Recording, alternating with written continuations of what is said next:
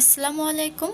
আজকে আমি বানিয়ে দেখাবো তেলের পিঠা। তো এটা কিন্তু অনেকেই অনেক নামে বলে থাকেন, মালপোয়া বা পোয়া পিঠাও বলে থাকেন। তো যাই যেটা বলুক না কেন, এই পিঠাটা খেতে কিন্তু অনেক মজা হয়ে থাকে। তো অনেকে কিন্তু এই পিঠাটা বানাতে গেলে বানাতে পারে না, আর তাও আবার শুকনো চালের গুঁড়া দিয়ে। তো আমি কিন্তু আজকে আপনাদেরকে শুকনো চালের গুঁড়া দিয়ে এত সুন্দর একদম ফুলকো ফুলকো তেলের পিঠাটা বানিয়ে দেখাবো। তো আশা করি আজকের রেসিপি আপনাদের অনেক ভালো লাগবে। তো চলুন কথা না বাড়িয়ে রেসিপিটি দেখে নেই। প্রথমে আমি একটা মিক্সিং বোল নিয়েছি, আর এখানে দেখতে পাচ্ছেন ছোট্ট একটা মগের সাহায্যে এটাতে মেপে নিয়েছি। তো প্রথমে ওই মগে 1 মগ দিয়ে দিয়েছি আমি ময়দা বা আটা, তার দিয়ে দিলাম 1 মগ চালের গুঁড়া। এটা শুকনো চালের গুঁড়া, কিন্তু এটা যে কোনো শুকনো চালের গুঁড়া দিয়ে বানিয়ে নিতে পারেন। তো শুকনো চাল আর আটাটা দিয়ে আমি ভালো করে মিক্স করে নিয়েছি, সামান্য কিছু লবণও দিয়েছি। তো এ পর্যায়ে দিয়ে দিলাম আমি চিনি, ওই একই মগ দিয়ে কিন্তু মেপে নিয়েছি। তো আমি পুরোটাই দিই নাই, বেশি অর্ধেকটা দিয়েছি চিনি। তো আপনাদের পছন্দ মতো দিয়ে দিবেন। তো দিয়ে ভালো করে মিক্স করে নিয়েছি শুকনো উপকরণগুলো। এ পর্যায়ে দিয়ে দেবো আমি কুসুম গরম পানি। তো হ্যান্ড ওয়াশ দিয়ে মেশানোর পরে মনে হচ্ছিল হাত দিয়ে মেশালেই ভালো হবে। তো আগে কিন্তু আমার মা দাদিরা হাত দিয়ে এভাবে মেখে এই পিঠাটা বানিয়ে নিত, আর খুব সুন্দর হতো। তো আমি হাতের সাহায্যে ভালো করে মিক্স করে নিচ্ছি।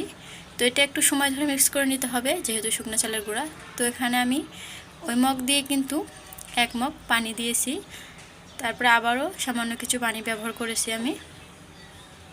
তো ভালো করে এটা আমি মিক্স করে নিচ্ছি, যাতে করে কোনো লাঞ্চ বা দলা না থাকে। তো দেখতেই পাচ্ছেন এর ব্যাটারটা কতটা ঘনত্ব হয়ে আসছে। তো এটা আমি খুবই ভালো করে মিশিয়ে নিয়েছি। এ পর্যায়ে এটা ঢাকনা দিয়ে রেখে দেবো, যেহেতু শুকনো চালের গুঁড়ায়। তো বেশিক্ষণ রাখবো না, 5 থেকে 10 মিনিট রাখলেই হবে। তো আমি 5 মিনিট রেখে দিয়েছিলাম। তো 5 মিনিট পর ফিরে আসলাম। তো আবারও একটা চামচের সাহায্যে ভালো করে এভাবে একটু ঘুটে নেব। এদিকে চুলাতে একটা প্যান বসে প্যানেতে দিয়ে দেবো তেল পরিমাণ মতো, যাতে করে পিঠাটা ভাজতে সুবিধা হয়। তো আমি পরিমাণ মতো তেলটা দিয়ে দিছি, আর এদিকে এভাবে ভালো করে এই আটার গোলাটা আবারও এভাবে গুলিয়ে দিচ্ছি। তো এটা আমার কিন্তু গুলিয়ে হয়ে গেছে। আর এদিকে বেশ কিছুটা দিয়ে দিলাম কালি জিরা। এটা দিলে অনেক সুন্দর একটা ফ্লেভার পাওয়া যায়। তো এটা দিলে আমার কাছে অনেক ভালো লাগে তেলের পিঠাটা। এটা দিয়ে একটু মিশিয়ে নেব। তো এটা মিশিয়ে নিয়েছি। আর এদিকে দেখতে পাচ্ছেন আমার তেলটাও গরম হয়েছে। তো এখান থেকে একটা চামচ মানে বাটির মতন এটা দিয়ে তুলে এভাবে দিয়ে দেব। তো দেখতেই পাচ্ছেন একদম বলের মতন কিন্তু ফুলে গেছে। তো প্রথম পিঠাটাই কিন্তু অনেক সুন্দর আসছে, অনেকের পিঠাই কিন্তু ফলে না। তো আমার এই টিপসটা যদি ফলো করে, আমার এই রেসিপিটি প্রথম থেকে শেষ পর্যন্ত দেখে এভাবে পিঠা বানালে কিন্তু অবশ্যই শুকনো চালের গুঁড়া দিয়ে পিঠা ফুলবে। তো দেখতেই পাচ্ছেন প্রত্যেকটা পিঠাই কিন্তু আমার বেলুনের মতন ফুলে যাচ্ছে। আর এই পিঠাটা কিন্তু সব সময়ের জন্য একদম নরম সফট থাকবে, আর এভাবে ফুলকো থাকবে। আপনারা নিশ্চয়ই দেখতেই পাচ্ছেন আমি কত সুন্দরভাবে পিঠাগুলো ভেজে নিচ্ছি। তো এই পর্যায়ে 2টা দিয়ে দিয়েছি, 2টাই কিন্তু কত সুন্দর বেলুনের মতো ফুলে আসছে। তো একইভাবে আমি সবগুলো পিঠা ভেজে নেব।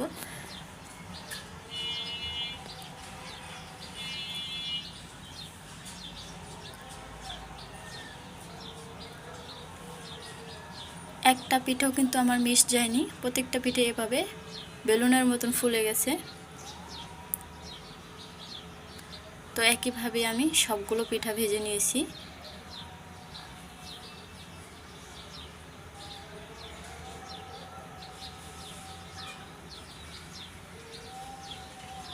তো পিঠাটা উঠায় নিলাম, আর দেখেন কতগুলো পিঠা হয়েছে আমার আজকে। অনেকগুলো পিঠা বানিয়ে নিয়েছি, আর এটা খেতেও কিন্তু অনেক মজা। তো আপনাদেরকে একটু ছিঁড়ে দেখিয়ে দিচ্ছি এটা কতটা নরম এবং সফট হয়েছে। আমি কিন্তু এক হাত দিয়ে ছিঁড়ে নিয়ে এলাম। তো আশা করি আজকের রেসিপি আপনাদের অনেক ভালো লেগেছে। ভালো লেগে থাকলে অবশ্যই লাইক কমেন্টস করবেন, আর আমার চ্যানেলটিকে সাবস্ক্রাইব করবেন। তো সবাই ভালো থাকবেন, সুস্থ থাকবেন। আল্লাহ হাফেজ। আসসালামু আলাইকুম।